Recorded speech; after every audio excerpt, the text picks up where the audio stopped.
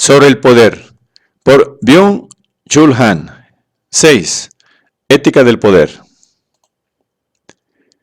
En El Nomos de la Tierra, Carl Smith llama la atención sobre la fuerza del suelo a la hora de fundamentar el derecho, sobre el origen telúrico del derecho. La ocupación de la tierra sería el paradigma del proceso legal constituyente. Fundamentaría el origen inicial del espacio, el origen de toda ordenación concreta posterior y de todo derecho ulterior. Es decir, la ocupación del suelo inaugura el ámbito legal en general y convierte por primera vez la tierra en un lugar. Según Smith, orden es ubicación. En De Camino al Habla, Heidegger también apunta a una ubicación. En su origen, lugar significa la punta de la lanza. En ella todo converge hacia la punta. El lugar reúne hacia sí a lo supremo y a lo extremo. El lugar funda un orden, un nomos, que porta todo lo que es, enlazándolo y dándole un punto de apoyo y una estancia. Haciendo eso, el lugar ubica una violencia. Lo congregado no se somete a ninguna coerción. Lo que caracteriza el lugar del que habla Heidegger es una intensa intermediación. El lugar resplandece a través de lo congregado e ilumina a través de ello, otorgándole por primera vez lo que es propio de él. Si congrega convocando en sí para lo supremo y lo extremo, es porque no oprime lo congregado, lo libera para que campee. Resulta interesante que Heidegger no siga reflexionando sobre la morfología del lugar. El lugar significa la punta de la lanza. La punta significa que el lugar está centrado. El lugar lo alcanza todo metiéndolo en sí mismo, es decir, está estructurado de forma ipsocéntrica. Además, la punta de la lanza es cualquier cosa menos amable. Ella puede irradiar violencia y coerción. Heidegger no tiene en cuenta esta posibilidad de represión y dominio. Solo percibe la punta en cuanto a la posibilidad de una intermediación suprema. Pero si el lugar ejerce una intermediación muy pobre, entonces la punta de la lanza se expresa como coerción y represión. Heidegger no asocia la ubicación con el poder, pero la morfología del poder permite la posibilidad de interpretar expresamente la ubicación como un acontecimiento del poder. El lugar congrega en sí mismo, alcanza metiendo en sí. Todas las fuerzas convergen en la punta configurando una continuidad.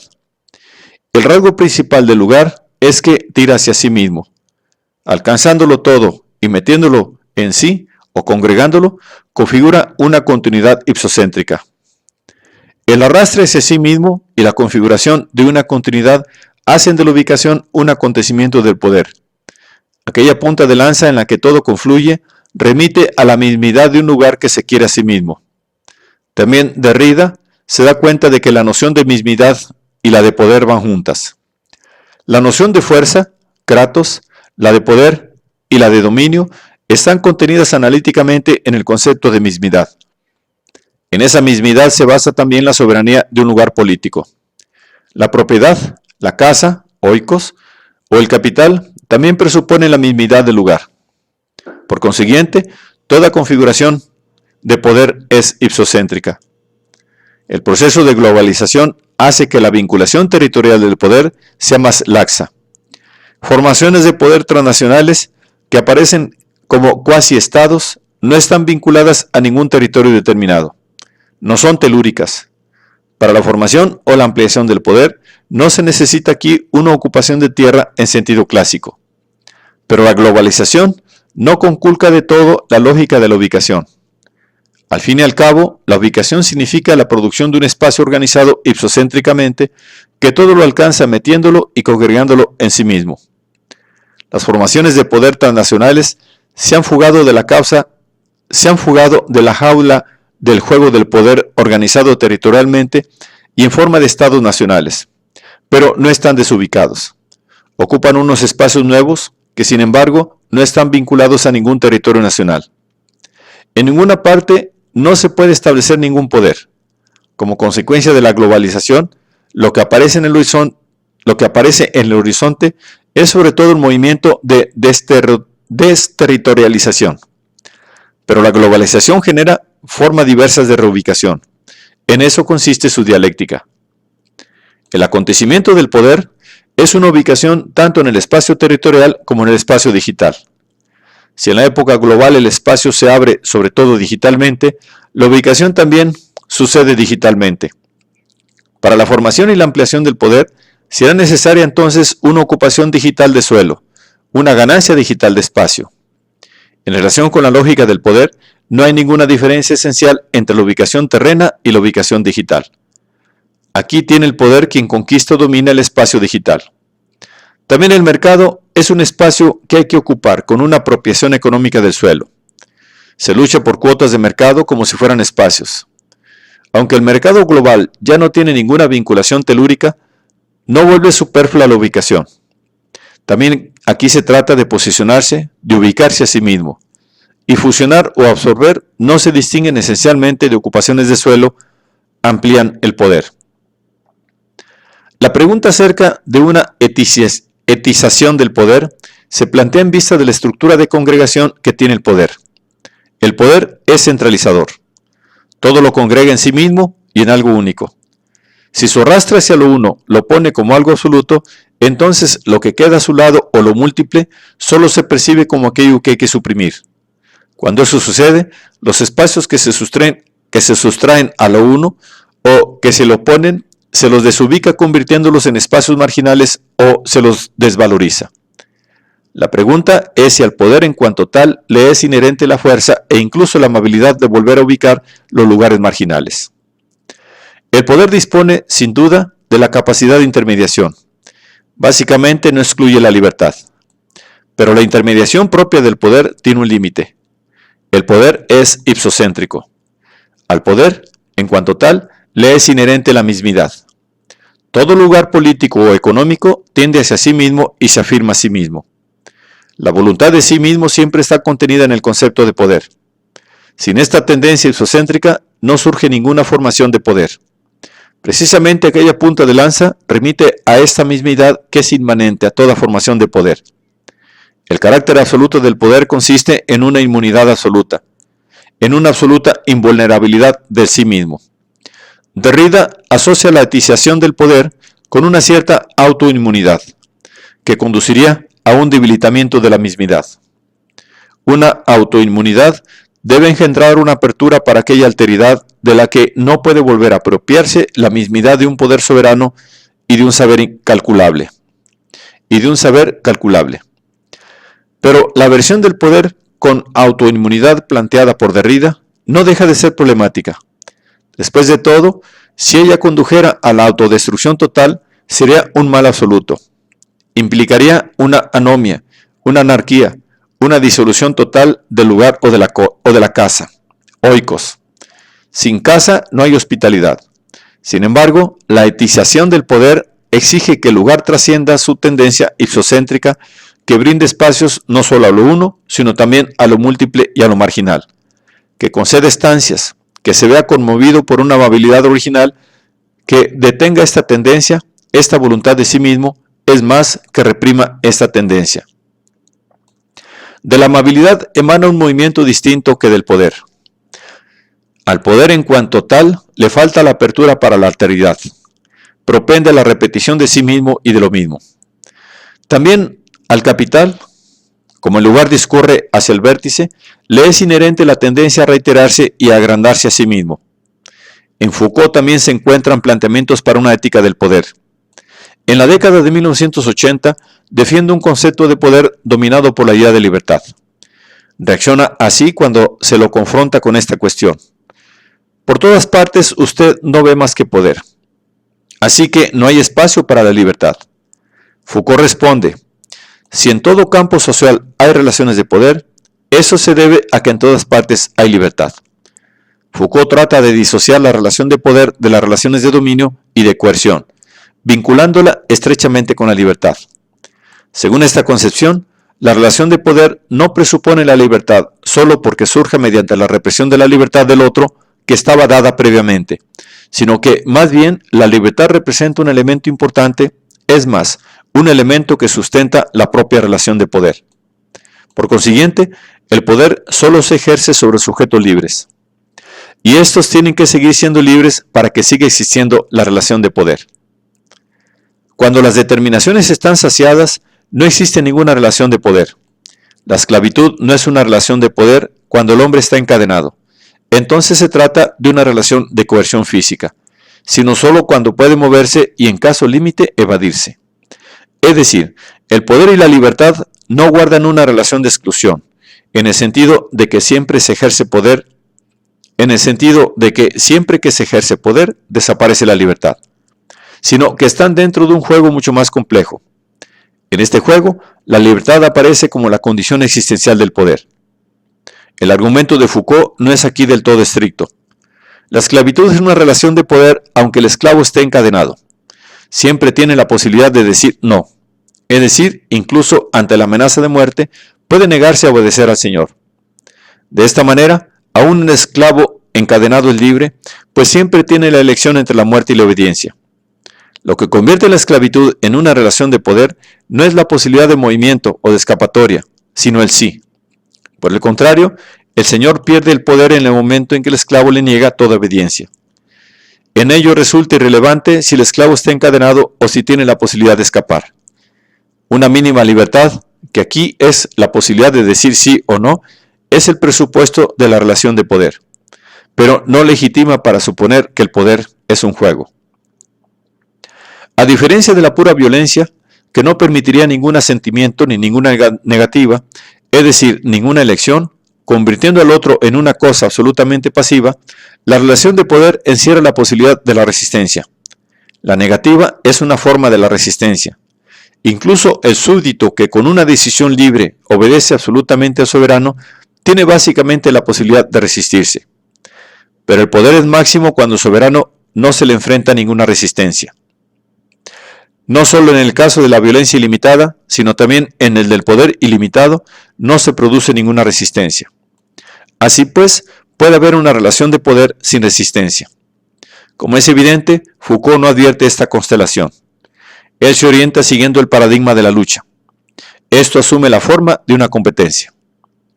Pues si resulta que es cierto que en el núcleo de las relaciones de poder y como su permanente condición existencial se produce la indignación y las libertades reticentes, entonces no hay relaciones de poder sin resistencia, sin escapatoria ni huida, sin una eventual reversión.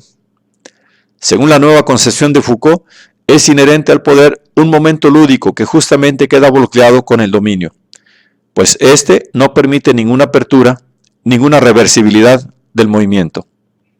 Este concepto de dominio no deja de ser problemático. No se puede contraponer estrictamente el dominio a la relación de poder. El estado de dominio es un estado en el que la relación de poder alcanza una estabilidad. Además, la apertura propia del juego no es un rasgo esencial del poder. El poder propende justamente a reducir la apertura. Es posible que el miedo a la apertura y a la inestabilidad alimente el deseo de más poder. El poder busca consolidarse, estabilizarse, extirpando intersticios o espacios abiertos de imprevisibilidad. Los espacios de poder son espacios estratégicos, pero la apertura estratégica no es idéntica a aquella placentera apertura o incertidumbre que es inherente al juego. Cuando Foucault define el poder como un juego abierto, o cuando exige con énfasis prácticas de libertad, está formulando un concepto de poder en el que ya se contiene una cierta crítica al poder. El poder como juego estratégico abierto, dice Foucault, no es lo que usualmente se llama poder. Su nueva concepción de poder surge de un ethos de la libertad. Se trata de darse las reglas de juego, las técnicas de dirección y también la moral. El ethos, la praxis del sí mismo, que permiten jugar dentro de los juegos de poder con la mínima aplicación del dominio. Es decir, un ethos de la libertad vela para que el poder no se anquilose convirtiéndose en dominio y para que siga siendo un juego abierto. Desde el punto de vista de la lógica del poder, no cabe discutir que la relación de poder presupone un mínimo de libertad. No hay ninguna relación de poder con una cosa pasiva, de la cual no se obtiene ninguna resistencia. Foucault emplea el concepto de libertad con un sentido enfático. La libertad que él vincula con el acontecimiento del poder va mucho más allá de aquel mínimo que exige la lógica del poder. Foucault asocia el acontecimiento del poder con una praxis de la libertad que presupone liberarse de una moral coercitiva. Esa transición tácita que hace Foucault de la libertad como presupuesto estructural de la relación de poder a una ética de la libertad evidencia una imprecisión argumentativa. Foucault transforma tácitamente la libertad como elemento estructural de la relación de poder en una cualidad ética. Pero esta no es inherente al poder en cuanto tal. En este paso tan frágil de la lógica del poder a la ética del poder, Foucault introduce una diferencia entre poder y dominio. La concepción de Foucault del poder, que se basa en prácticas de libertad, es demasiado ambigua. Es evidente que Foucault trata de juntar el poder con la libertad. Pero a diferencia de Hegel, quien considera el poder libre se orienta en función de la intermediación y la reconciliación, Foucault concibe el acontecimiento del poder en amplia medida como un acontecimiento de lucha. Sin embargo, lo transforma o lo atenúa, convirtiéndolo en una competencia abierta a la que le falta el vértice del dominio. Con ello mantiene el poder en una suspensión lúdica. Esta concepción del poder es muy artificiosa y se aleja del acontecimiento real del poder.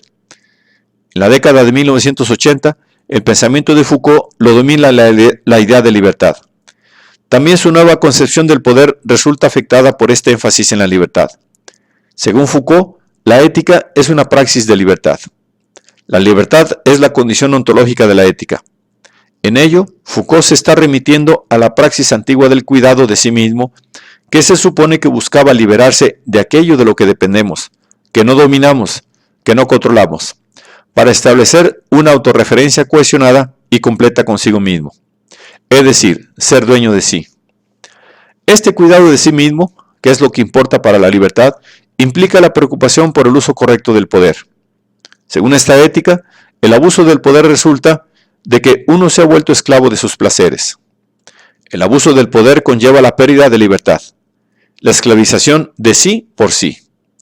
La actitud del individuo respecto de sí mismo, la forma en que asegura su propia libertad respecto de sus deseos, la forma de soberanía que ejerce sobre sí, son un elemento constitutivo de felicidad y del buen orden de la ciudad.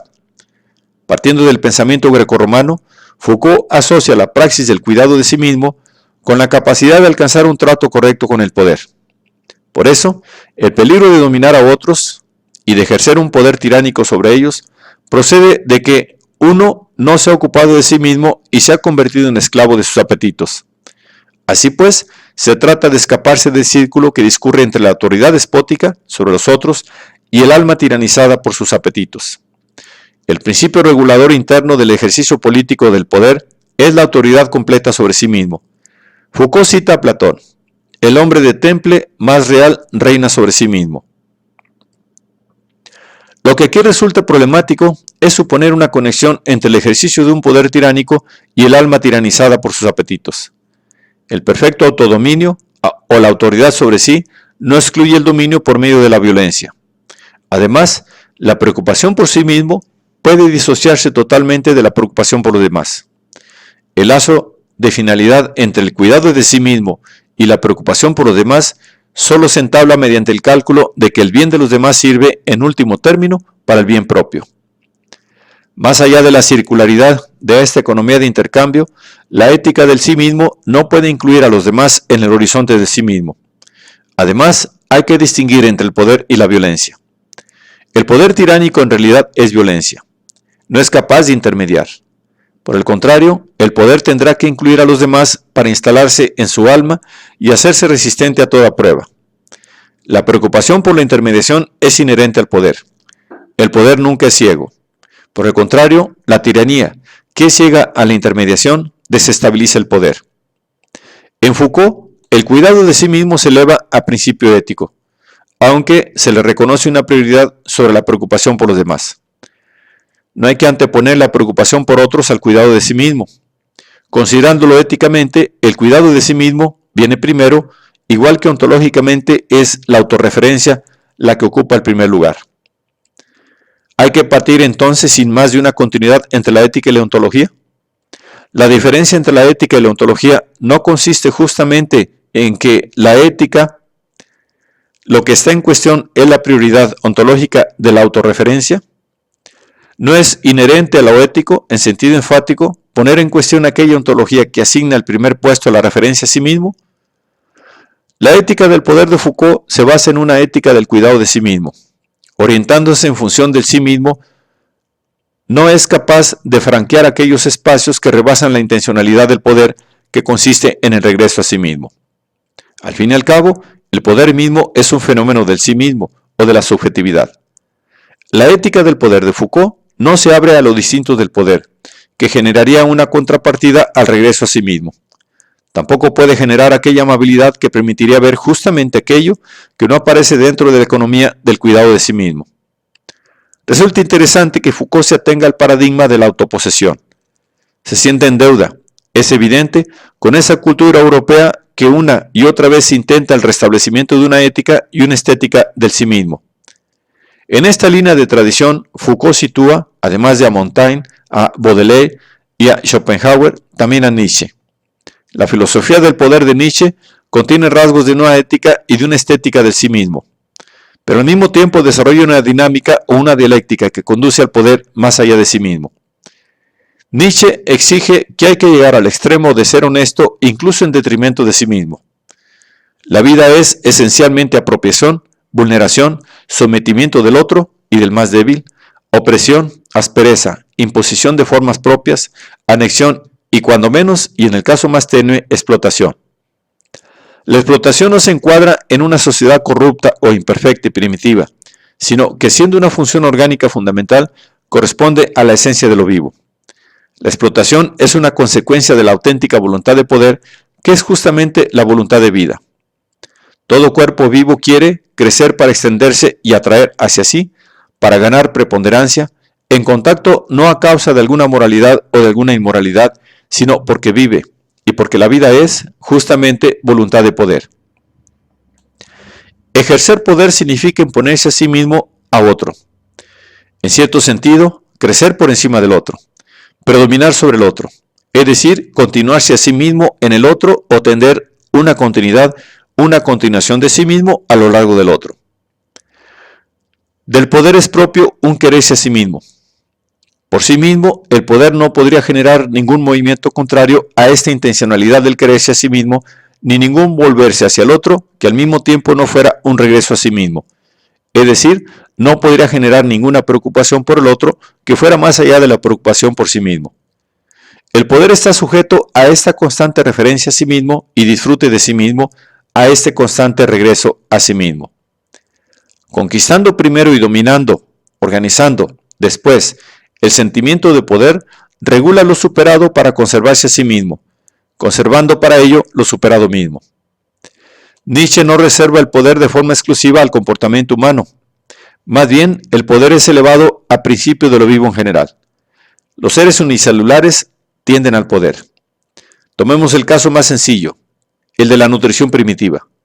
El protoplasma extiende sus pseudópodos para buscar algo que se le resista, y no lo hace por hambre, sino por voluntad de poder.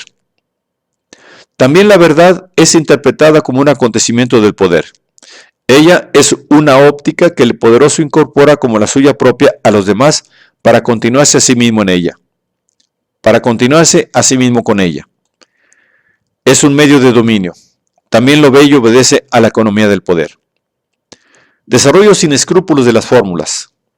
Desarrollo sin escrúpulo de las formas. Las más bellas son solo las más fuertes. Se asientan como las victoriosas, regocijándose de su tipo y procreándose. El poder asegura la continuación de un tipo, generando con ello una continuidad. También el filósofo tiende a prolongar la óptica propia para con ello continuarse a sí mismo.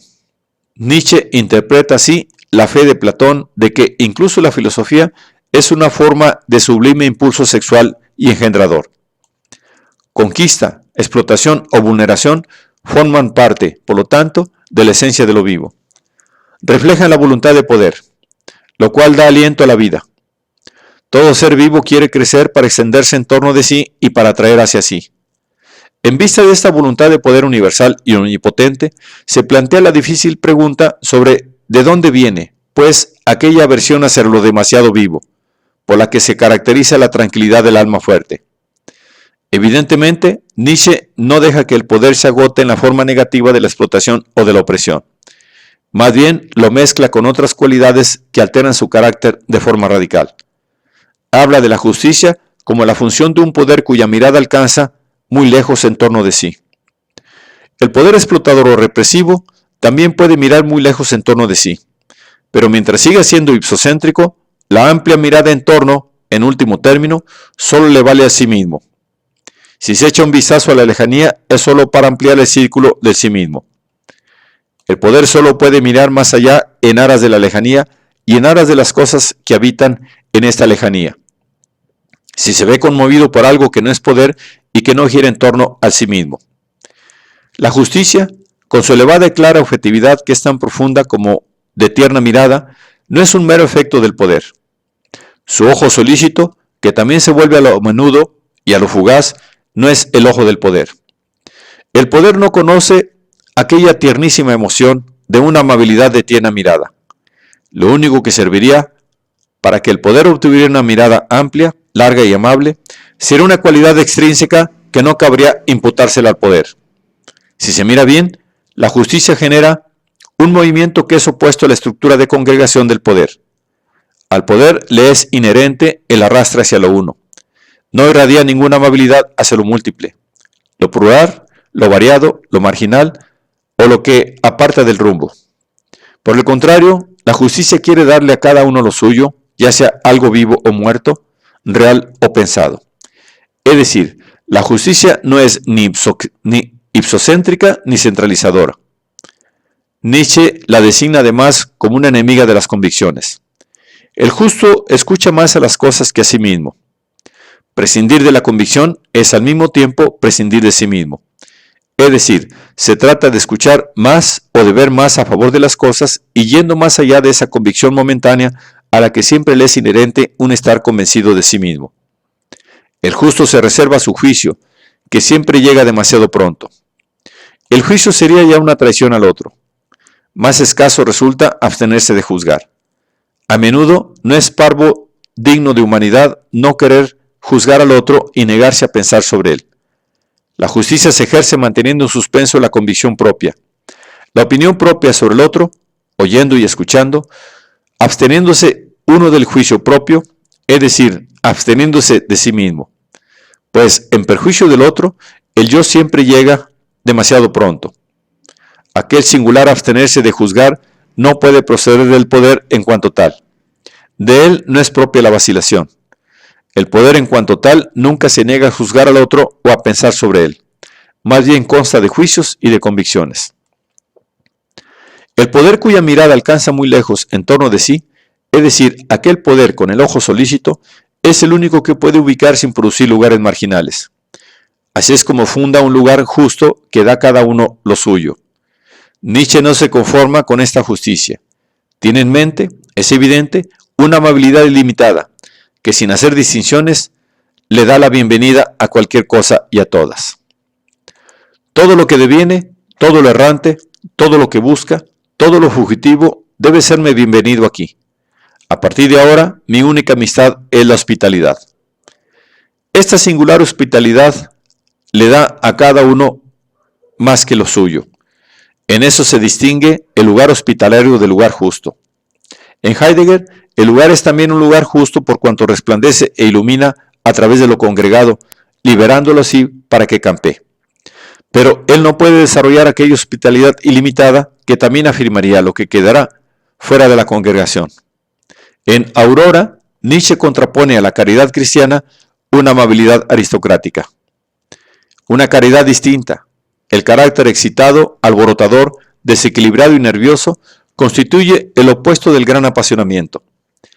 Este apasionamiento, que como una ascua silenciosa y tenebrosa habita en el interior, congregando ahí todo lo caluroso y ardiente, hace que el hombre mire hacia afuera frío e indiferente, imprimiendo a los rasgos una cierta impasibilidad. En ocasiones estos hombres son capaces de caridad, pero se trata de una caridad de tipo distinto de la de los sociables y deseosos de agradar. Se trata de una amabilidad tierna, considerada, serena. Miran desde las ventanas de su castillo, que es su fortaleza y justamente por eso también su prisión. La mirada a lo ajeno, a lo libre, a lo distinto, les sienta también. Esta amabilidad aristocrática, con la que el yo aún sería un prisionero de sí mismo, distingue a Nietzsche de una hospitalidad incondicional que no conoce ninguna impasibilidad, ningún castillo, ninguna fortaleza del yo. Se habla de una negligencia peligrosa, de una negligencia del alma ubérrima que nunca se ha esforzado por hacer amigos, sino que solo conoce la hospitalidad, que solo practica y sabe practicar la hospitalidad.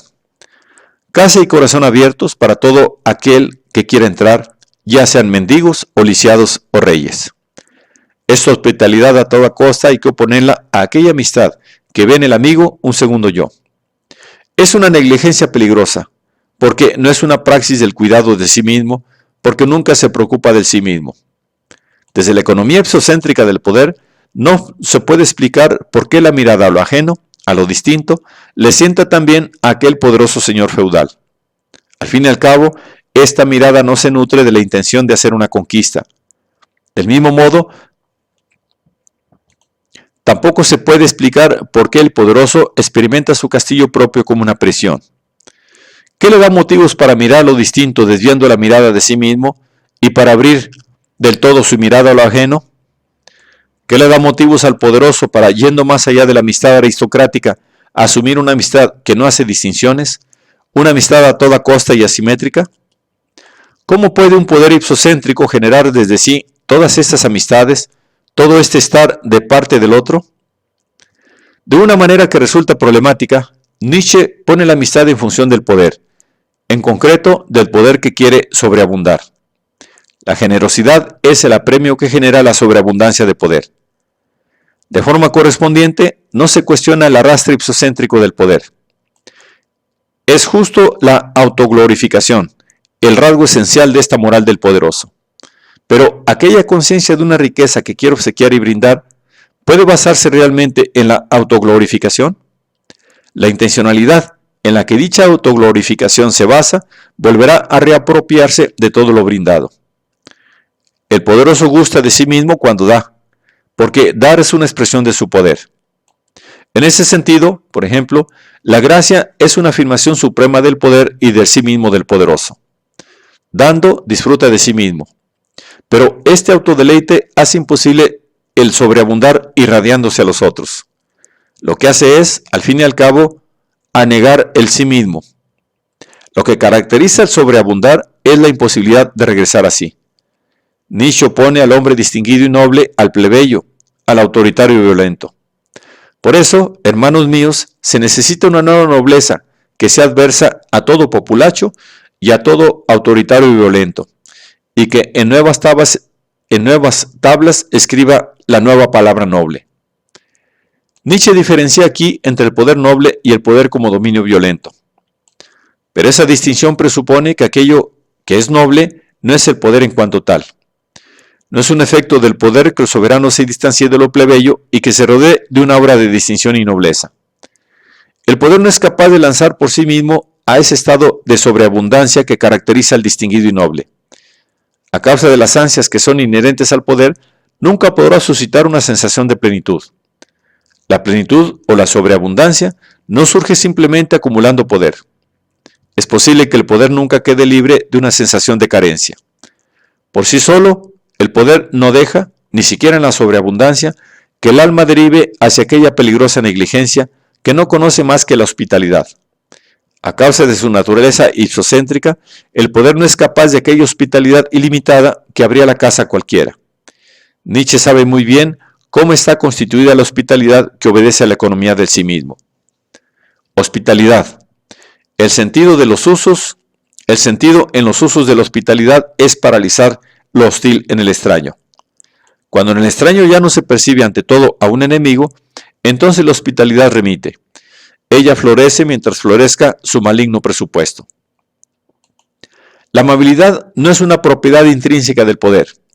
Más bien el poder tendrá que haber sido conmovido por algo que no sea el mismo para que intermedie yendo más allá de la intermediación que le resulta posible. La amabilidad es también una intermediación e incluso una forma intensa de intermediación.